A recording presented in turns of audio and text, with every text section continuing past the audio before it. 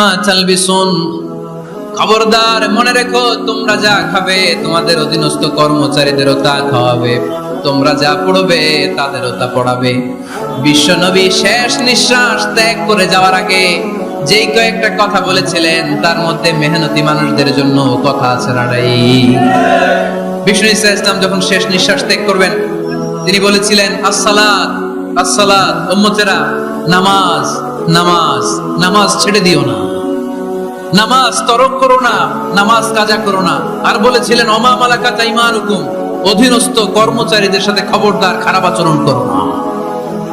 যারা কর্মচারীদের সাথে খারাপ আচরণ করে, যারা মানুষের কাছ থেকে শ্রম নিয়ে কাজ করিয়ে টাকা দেয় না, কিয়ামতের দিন তাদের বিরুদ্ধে মামলা দায়ের করবে কে?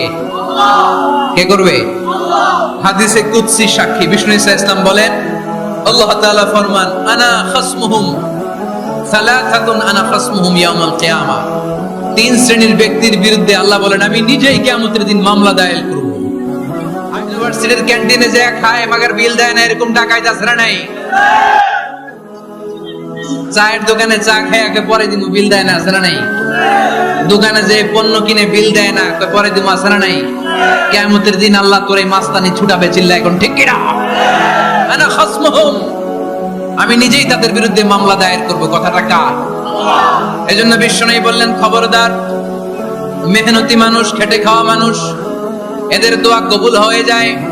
আতুল আজিরা আজরাহু ক্বাবলা আন ইয়াজিফা আরাকুহু, খবরদার বিশ্বনবী বললেন শ্রমিকের ঘাম শুকিয়ে যাওয়ার আগে তাদের পারিশ্রমিক মিটিয়ে দাও। বিশ্বনবীর বিখ্যাত হাদিস আতুল আজিরা আজরাহু ক্বাবলা আন ইয়াজিফা আরাকুহু, শ্রমিকের ঘাম মাটিতে লাগার আগে, শুকিয়ে যাওয়ার আগে তাদের পারিশ্রমিক মিটিয়ে দাও। কেননা তারা যদি বদদোয়া করে তোমার জীবনকে জাহান্নাম বানিয়ে দিবে কে? বিষ্ণু ইসলাম সব সময় খেটে খাওয়া মানুষদেরকে আগলে রাখতেন। সব সময় শুধু যে ভাষণে মেহনতি মানুষদের সাথে ভালো আচরণ করতে বলতেন, শ্রমিকদের সাথে ভালো আচরণ করতে বলতেন এমনটা নয়, ওনার ব্যক্তিগত জীবন ঘাটলেও দেখা যায় উনি শ্রমিকদের সাথে কেমন আচরণ করেছেন। বিষ্ণু ইসলামের একজন খাদেম ছিল, আপনারা তার নাম জানেন? কি নাম? সবাই বলেন আনাস। আওয়াজ করে বলেন বিশ্বনবীর খাদেমের নাম। নামটা কেমন লাগে? ভালো লাগে? ছেলে হইলে রাখবেন তো? রাখবেন? অনেকে আমারে জিজ্ঞেস করে যে আমার একটা ছেলের নাম বলে দেন। এই এলাকার যদি কারো সম্ভাব্য আগন্তুক 2 মাস পরেই ছেলে পৃথিবীতে আসবে, এর নাম রাখবেন আনাস। নাম কি রাখবেন? খাদিমু রাসূলিল্লাহ, আল্লাহ রাসূল সাল্লাল্লাহু আলাইহি ওয়াসাল্লামের খাদেম। এই খাদেমের কাছ থেকে একটু শুনেন ওনার মালিক কেমন ছিল। শুনবেন নাকি কষ্ট হচ্ছে? সম্মানিত ভাইরা খেয়াল রাখবেন, কোন পীর সাহেবের ব্যাপারে যদি আপনি রিপোর্ট চান, পীর সাহেবের বউয়ের কাছ থেকে শুনবেন। কথা কয় না? বোঝে নাই বোধ হয়। একজন পীর সাহেব হুজুর উনি কেমন, রিপোর্ট নেবেন কার কাছ থেকে? কার কাছ থেকে? বউয়ের কাছ থেকে। একজন বড় সাহেব, বড় নেতা, তার ব্যাপারে যদি রিপোর্ট পেতে চান, আমি কয়েকটা জায়গা বলে দিই, এই জায়গাগুলো থেকে রিপোর্ট নেবেন। 1 নাম্বার তার ড্রাইভার, 1 নাম্বার। 2 নাম্বার তার বাড়ির দারোয়ান, 2 নাম্বার।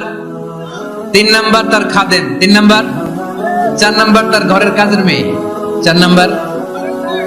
এদের কাছ থেকে আসল রিপোর্ট পাওয়া যায়, ঠিক কিনা? এবার বিশ্বনবীর ব্যাপারে বিশ্বনবীর খাদেম কি বলে শুনবেন? বুঝে নাই বোধহয়। বিশ্বনবীর ব্যাপারে বিশ্বনবীর খাদেম কি কমেন্টস করছে শুনতে চান?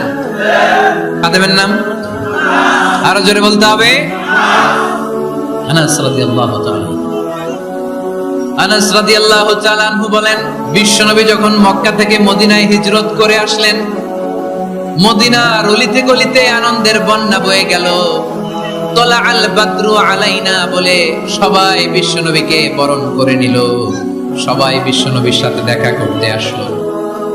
সবাই যখন আনসারী নারী পুরুষরা দেখা করতে যায়, আমার আম্মাও বলল আনাস মক্কা থেকে বিশ্বনবী এসেছে, চলো তোমারে নিয়ে দেখা করতে যাই।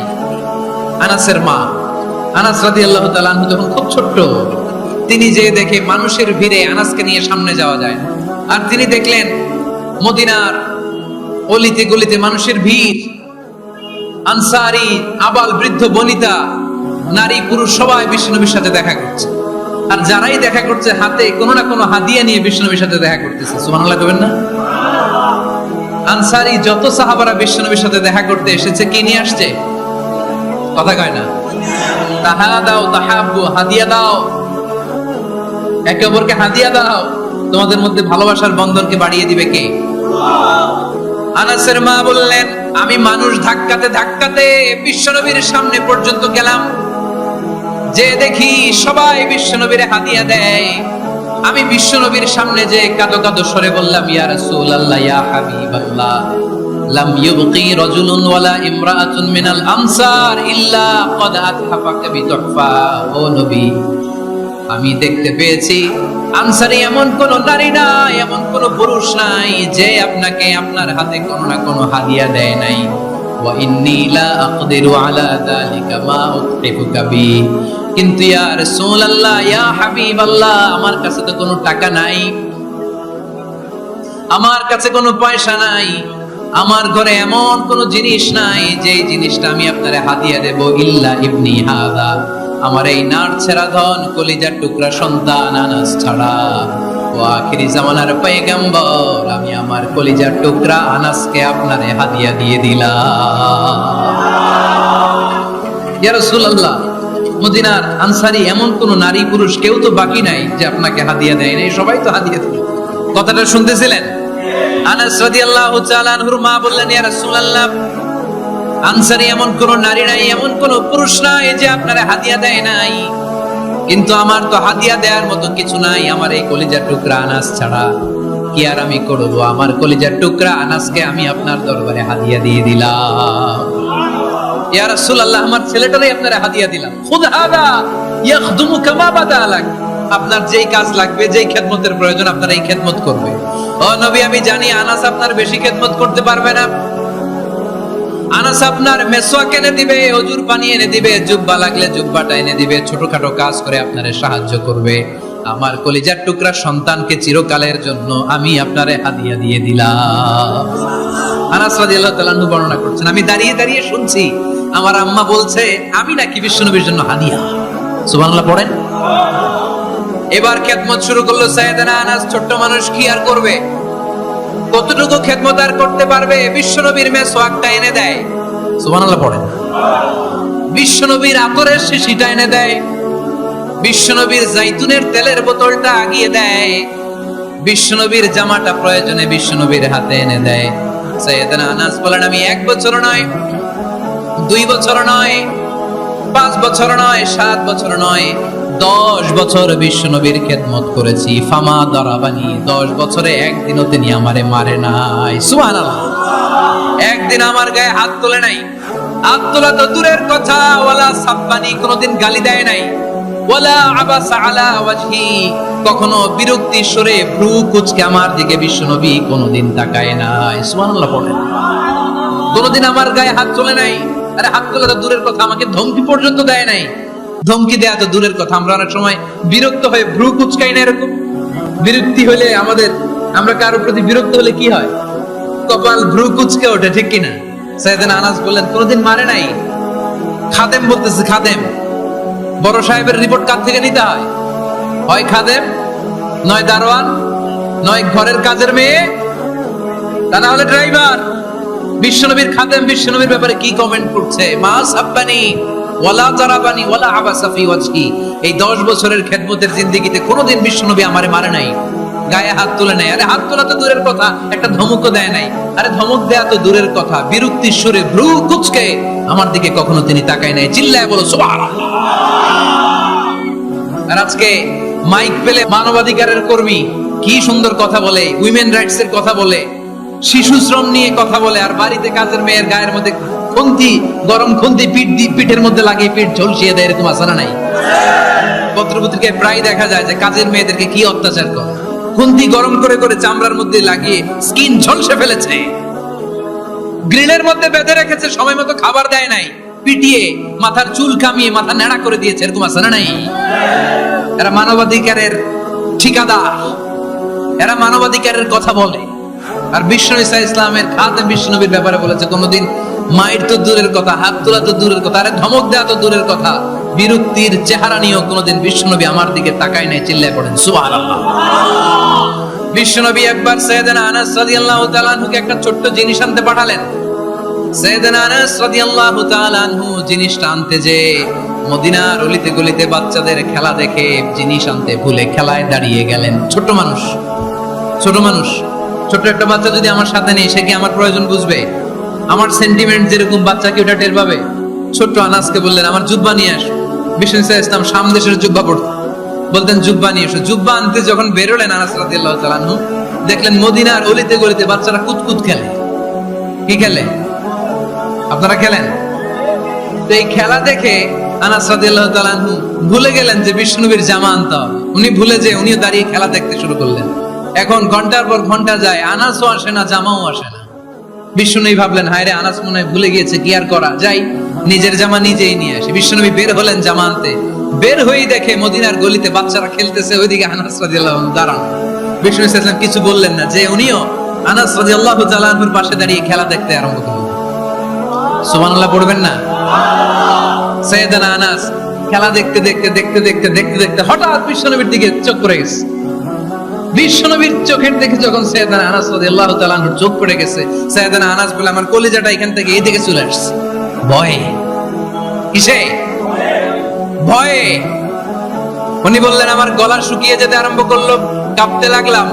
আয় হায়, এখন আমার মনে পড়ছে বিষ্ণুনবীর জামা আনতে পাঠাইছিল, ভুলে গেছে খেলার আবেশে পড়ে। উনি বললেন বিশ্বনবী আমারে ধমক দেন নাই, আমার গায়ে হাত তোলেন নাই, জামা আনতে পাঠাইছি, এখানে খেলা দেখতেছো এটাও বলেন নাই, বিরক্তিও প্রকাশ করেন নাই। বিশ্বনবী শুধু একটা হাসি দিয়েছেন, স্মাইল।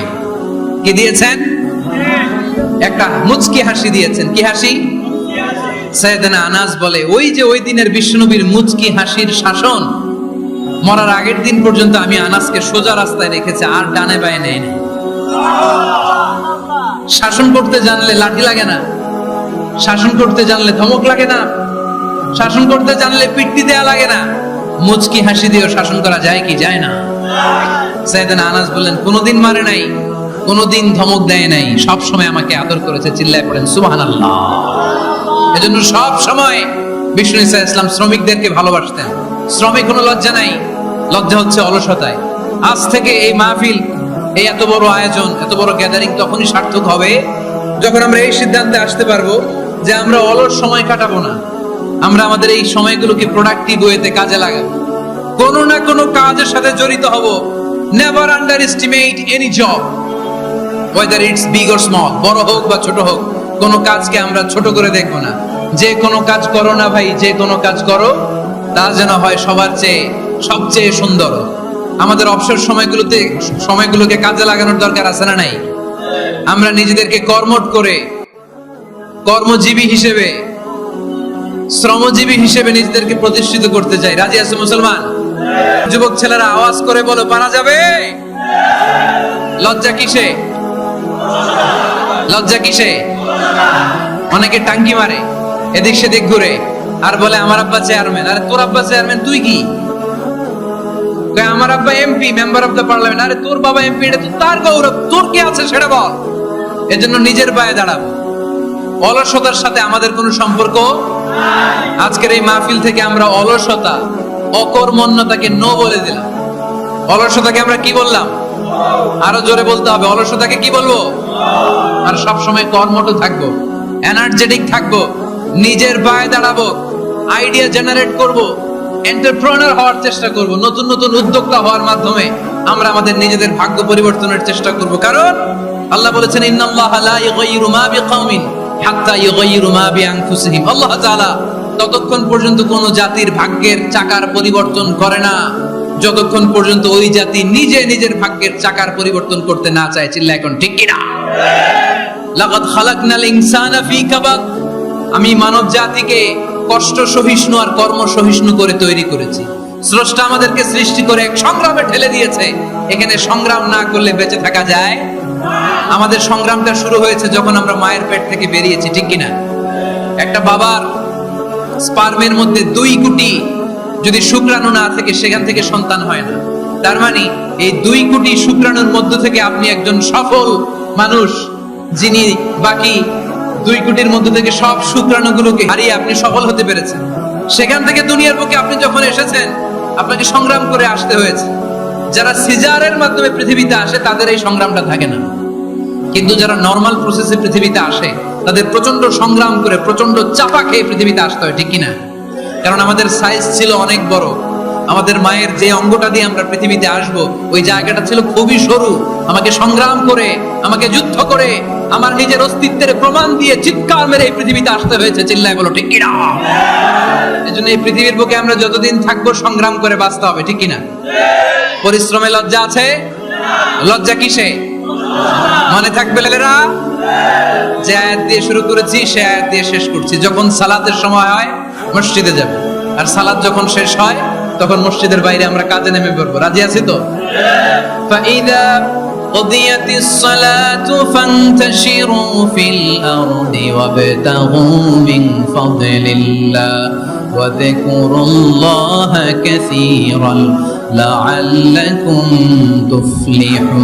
যখন তোমাদের সালাত শেষ হয়ে যায় তখন তোমরা কর্মস্থলে ছড়িয়ে পড়ো, আল্লাহর রিজিক তালাশ করো, তাহলে তোমাদেরকে সফল বানাবে কে? আল্লাহ আমাদের সবাইকে কথাগুলো বুঝার ও আমল করার তৌফিক দান করুক। আমরা পড়ি আমিন।